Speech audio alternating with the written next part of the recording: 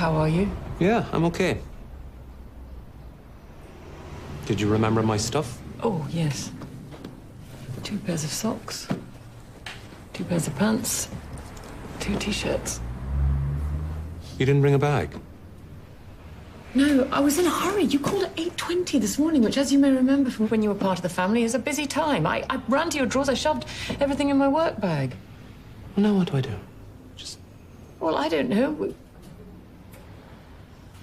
put it back in my bag, and afterwards we'll find a carrier bag.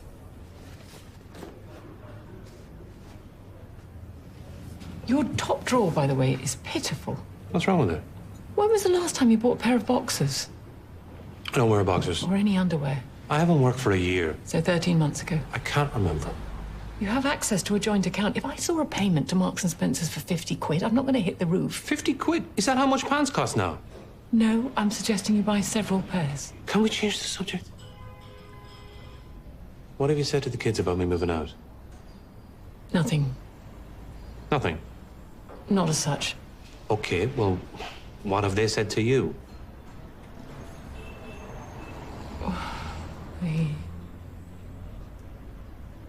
It just hasn't been mentioned? I'm not there and they haven't noticed?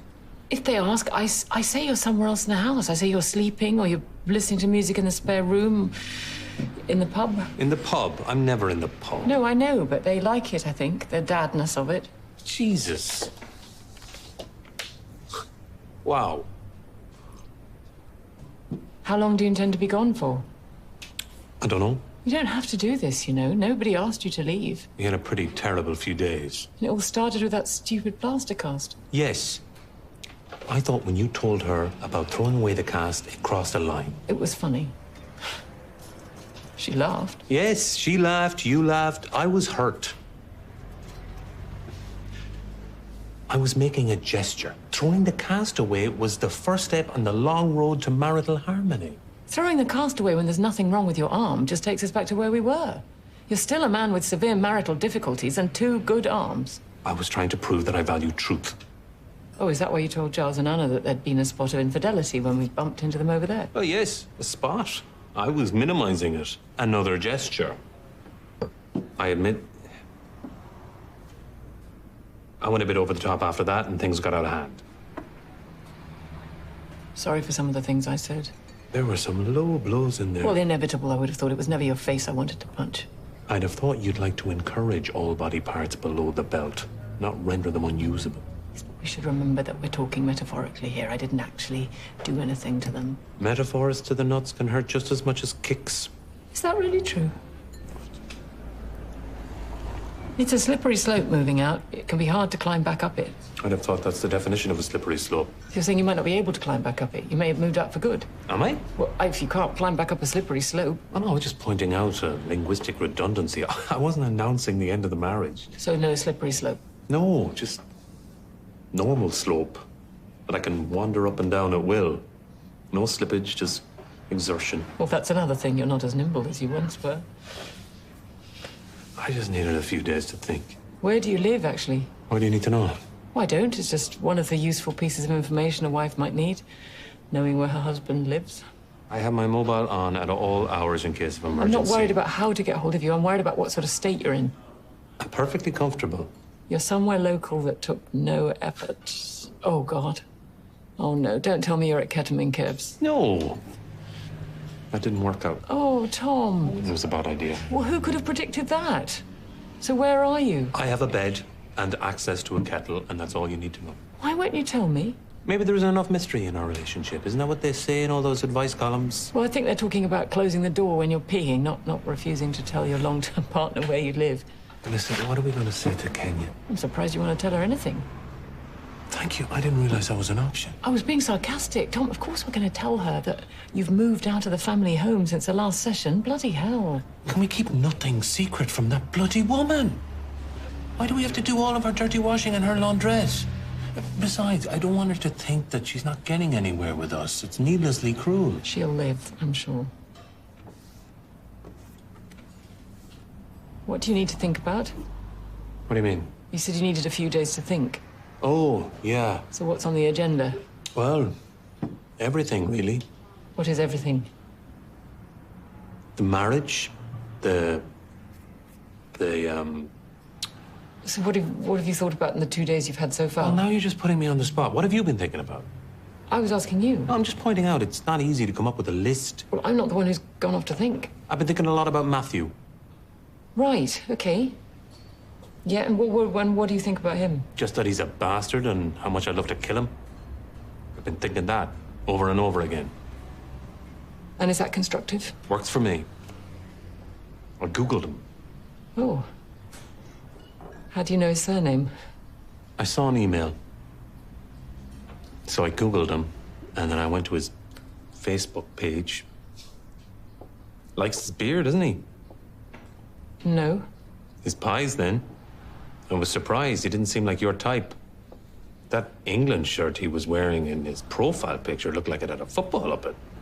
Well, he isn't fat, and he wouldn't wear an England shirt. I think you may have the wrong person.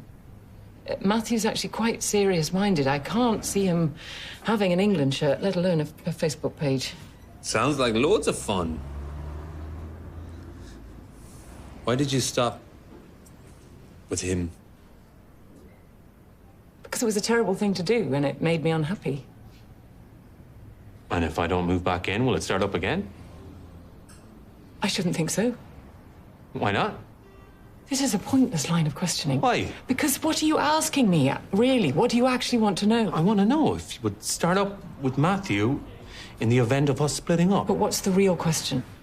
Just... Will you start seeing Matthew again if we stop being married? You're just saying the same thing over and over again. Because that's what I really want to know. Why wouldn't I want to know that? All you need to know is that I'm not going to see Matthew again if we don't. God, you're brutal. How is that brutal? I thought that might be consoling. Consoling? You're going to run off with Matthew the minute I'm at the door and I'm supposed to find that consoling. Why would you care if you're gone? You see, that's the difference between you and me.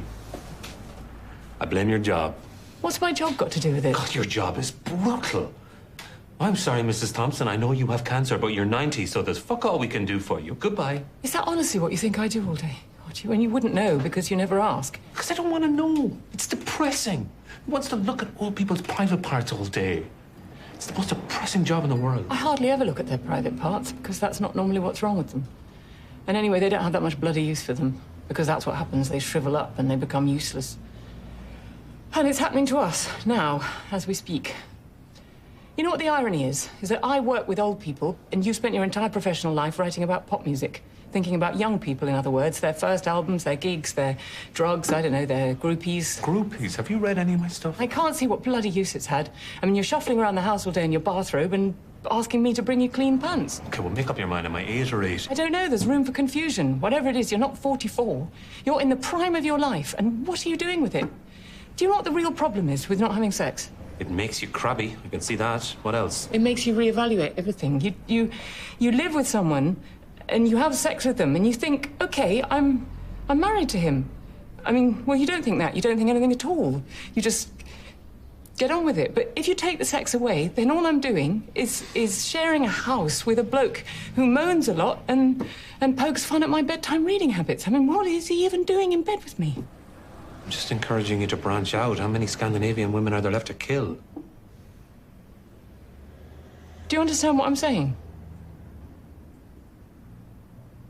Sex is the one thing that separates you from everyone else in my life. Well, nearly everyone, anyway.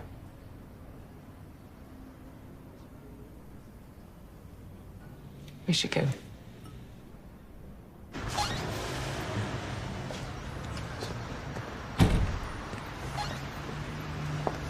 I'm sorry. Oh, thank you. Me too. I didn't realize it was that important to you. Really? Look, how about I come back after our therapy session and we can, you know, have a bash if you want.